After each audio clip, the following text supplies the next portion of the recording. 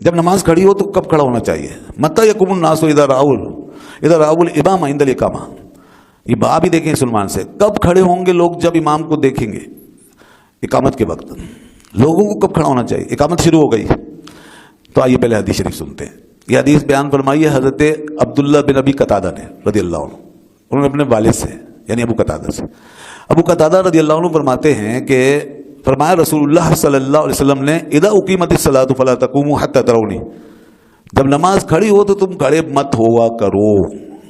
دیکھ لیجیے جناب، نماز کھڑی ہو تو تم کھڑے مت ہوا کرو. تو اب جو یہ سمجھا کہ نماز کھڑی ہوتے ہی کھڑے ہو جانا چاہیے، اسے تو روک دیا. نماز کھڑی ہوتے ہی کھڑے مت ہوا کرو. کب کھڑے ہوں پھر؟ حتی ترونی. حی علی الصلاۃ حی علی الفلاح کا مسئلہ بھی آپ سمجھ جائیں گے. یہاں پہ حضور نے فرمایا حتی ترونی، یہاں تک کہ مجھے دیکھ لو. تو گئی وہ بات کہ جیسی تکبیر شروع ہو کھڑے ہو جاؤ، نہیں ہے کہیں بھی. ہم یہی کہتے ہیں لوگوں سے، ایک حدیث دکھا دو جس میں یہ فرمایا ہو کہ تکبیر شروع ہوتی کھڑے ہو جاؤ. یہ تو آیا مت کھڑے ہو، مگر کھڑے ہونے کا کہیں ذکر بتاؤ. بخاری پوری اٹھاؤ پڑھو، مسلم پڑھو، سیاستہ کی حدیثیں پڑھ لیں، ساری حدیثیں پڑھ لیں. ائمہ جنہوں نے فقہ پر کتابیں لکھی ہیں، فقہ پر، علم فقہ پر، مسائل پہ، نماز کی بڑی بڑی کتابیں تو پیچھے سے آئیں گی نا. آج بیٹھ کے جو چاہے لکھ لے، لیکن اصل تو علم پیچھے سے آ رہا ہے نا. چلو وہ اٹھا لو، شامی اٹھا لو، عالمگیری اٹھا لو، در مختار اٹھا لو، اور کتاب اٹھا لو، بڑی بڑی کتاب. اس میں کیا لکھا ہے؟ اس میں لکھا ہے کہ حی علی الصلاۃ حی علی الفلاح پہ کھڑے ہو. ان سب نے یہ لکھا حی علی الصلاۃ حی علی الفلاح پہ کھڑے ہو، اس سے پہلے کھڑے نہ ہو. کیوں لکھا انہوں نے ایسا؟ جبکہ حدیث میں آیا کہ جب تک مجھے نہ دیکھ لو. حی علی الصلاۃ حی علی الفلاح بھی حدیث میں نہیں ہے. حدیث میں تو اتنا ہے کہ جب تک مجھے نہ دیکھ لو. تو یہ ایسا انہوں نے اس لیے لکھا کہ رسول پاک صلی اللہ علیہ وسلم حجرہ شریف سے آتے ہی اس وقت تھے جب مؤذن حی علی الصلاۃ حی علی الفلاح کہہ رہا ہوتا تھا. حضور اسی وقت تشریف لاتے تھے. ادھر وہ حی علی الصلاۃ کہتا تھا، ادھر حضور تشریف لا رہے ہوتے تھے، تو لوگ دیکھ کے آپ کو کھڑے ہو جاتے. تو یوں یہ مطابقت ہو گئی. اس لیے کہا گیا ہے کہ حی علی الصلاۃ پہ کھڑا ہوا جائے. جب سب موجود ہوں، جمع ہوں، موجود ہوں مسجد میں، تو پھر تکبیر شروع ہو تو حی علی الصلاۃ پہ کھڑے ہو. یہی سنت ہے، یہی سنت ہے. اور جو اللہ اکبر پہ کھڑے ہونے کا معاملہ ہے، یہ کہیں بھی نہیں ملتا ہمیں یہاں پر حدیثوں کی روشنی میں، اور کثیر ائمہ جو ہیں امام، ان کی کتابوں میں نہیں ملتا. لوگوں نے یہی لکھا، اس لیے ایک امت اس پہ عمل کرتی ہے. لیکن بہرحال اگر کوئی کھڑا ہو جاتا ہے تو کوئی گناہ نہیں ہے. مگر عجیب سی بات ہے کہ امام بیٹھا ہے، سب بیٹھے ہیں، اب نماز شروع ہوتے ہی دو قسم کے طریقے جو ہیں وہ ایک دم سامنے آ جاتے ہیں. تو اس لیے عجیب سا لگتا ہے. اور پھر امام جو ہے وہ ظاہر ہے صحیح، اگر اس کو سمجھ رہے ہیں آپ تو پھر اس کے مطابق چلنا چاہیے. اور اگر آپ غلط سمجھ رہے ہیں امام کو تو پھر آپ اپنی نماز کو دیکھیں گے. پھر کیا کریں آپ؟ نماز آپ ایسے امام کے پیچھے پڑھ رہے ہیں کہ امام جو ہے خود غلط ہے آپ کی نظر میں، حدیث پہ نہیں چلتا، بدعت پہ چلتا ہے. اور بعض لوگ تو کہتے ہیں شرک کر دیا. امام صاحب نے کہا یا رسول اللہ شرک کر دیا، تو امام کا تو ایمان ہی گیا. تو پھر نمازیں کہاں سے ہوئی؟ اگر یہ تضادات ہیں نا ہمارے معاشرے کے، عجیب دین کو ہم نے کھلونا بنایا ہوا، تو ہمارے پاس کیا جسٹیفیکیشن ہے ان باتوں؟ اس لیے ہمیں ان تضادات سے نکلنا چاہیے، اور ان بچوں کو ہمیں صحیح تربیت دینی چاہیے اپنی قوم کو.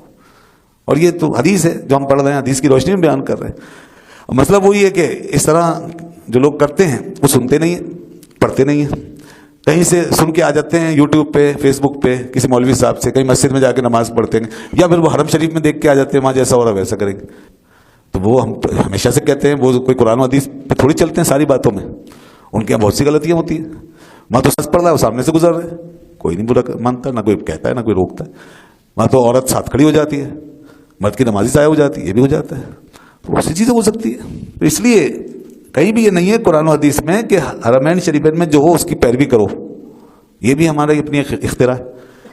ہمیں تو قرآن و حدیث پہ چلنا ہے، ان کو بھی چلنا ہے، ہمیں بھی چلنا ہے.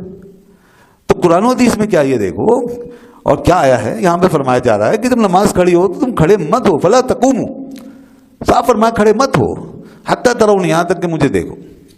پھر فقہا کا میں نے حوالہ دیا، سب اسی طرح لکھتے آئے کہ جب مؤذن حی علی الصلاۃ پہ پہنچے تو پھر سب کھڑے ہو جائے. اور دیکھیں اذان کے تکبیر کے الفاظ بھی کسی کی سمجھ میں آتے ہوں تو اسے خود سمجھ آ جائے گا کہ معاملہ ہے کیا. مگر ہم اتنا بھی غور نہیں کرتے کہ تکبیر میں اللہ اکبر کا مطلب کھڑے ہونا ہوتا ہی نہیں ہے. کھڑے ہونے کی طرف تو بلاتا ہے مؤذن اس وقت جب حی علی الصلاۃ کہتا ہے.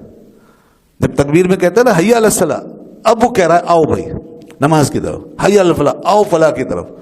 कद का मत सला, और ये आ गए सब, अब उसने कहा कद का मत सला, लो जी खड़ी हो गई नमाज, खड़ी हो गई नमाज, कद का मत सला। तो कम अज कम इसके अल्फाज ही समझ लो भाई, कोई इस तकबीर का मतलब ही समझ लो कि क्या कह रही है तकबीर, उसी के मुताबिक शुरू कर दो। लेकिन नहीं, लोग जब कोई बात अपने दिमाग में बिठा लेते हैं तो फिर पट्टी बांध लेते हैं, फिर किसी की बात नहीं सुनते, फिर आप कुरान हदीस जो भी पेश करते रहें वो फिर अपनी बात की जाते हैं। बहरहाल फिर भी हम ये कहते हैं कि ये मसाइल ऐसे नहीं है कि जिस पे कोई फतवेबाजी की जाए या किसी कुफ्र शिर्क का फतवा लगाया जाए। एक मसला रह गया, बस एक आखिरी बात, लोग कहते हैं सफ़े दुरुस्त करने के लिए खड़े होते हैं। ये भी एक किस्म का मजाक ही लगता है ना, 10 आदमी इधर बैठे 10 इधर, एक बीच में सब दुरुस्त कर रहा है, तो सब कैसे दुरुस्त होगी? या तो सारे खड़े हो जाए। और दूसरी बात ये कि सफ़े दुरुस्त करने का मसला कोई आज का मसला नहीं है, हमसे पहले ज़माना रिसालत में हमसे ज़्यादा एहतिमाम था इसका। तो उस वक्त जब हुजूर ने ये नहीं फरमाया कि खड़े होकर सफ़े दुरुस्त कर लो जैसे अल्लाह अकबर कहा जाए, तो फिर हमें क्यों इतनी फिक्र है? उसका तरीका ये है कि जब हय्या अलैहिस सलाह में सब खड़े हो गए, अगर सफ़ों में नहीं है दुरुस्तगी, लोग आगे पीछे, तो इमाम साहब आगे से कहते हैं, जैसे कि अभी हमने ऐलान किया ना अकीमु सुफ़्फ़कुम, और होता है हम तक सफ़े दुरुस्त कर लीजिए, कांधे से कांधा मिला ले। इसमें कितना टाइम लगता है? हमको इतने ना समझ थोड़ी है, बात हम करते करते थोड़ा टाइम ले लेंगे, वह उसी वक्त खड़े हो जाएं, कांधे से कांधा मिलाएं, पैर देखें सीधे, खत्म, 1 मिनट की बात है। तो ये ऐलान हो जाता है, तवज्जो के लिए काफ़ी है। तो उसके लिए अल्लाह अकबर से कोशिश करने और मेहनत करने की क्या ज़रूरत है?